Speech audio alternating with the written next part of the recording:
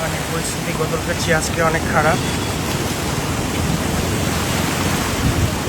কারণ গতকাল অনেকটা কমে গেছিলো, আজকে আবার অনেক বেড়ে গেছে রাতের বেলা বৃষ্টি হওয়ার কারণে। উপরে থানচির দিকে, রোমার দিকে অনেক বৃষ্টি হয়েছে, যে কারণে সাঙ্গু নদী একদম ফুল ভরপুর পানিতে। বাজালিয়া, ক্যানিয়াট, বাঁশখালী যেদিকে বন্যা হয়েছিল ওইদিকেও অবস্থা আরও খারাপ হবে, পানি আগের চেয়ে বেড়ে যাবে। সবাই সতর্ক থাকবেন, আল্লাহ সবাইকে রহমত করুক। এভাবে যাচ্ছে পানি, তবে নিচের দিকের অবস্থা অনেকটা খারাপ হবে, কারণ পানি আগের চেয়ে অনেক বেড়ে যাবে।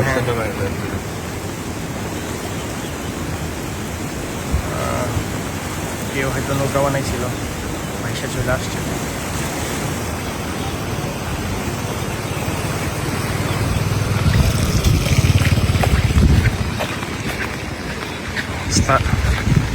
খুবই ভয়াবহ, কিছু ঘর পানির নিচে চলে গেছে অলরেডি।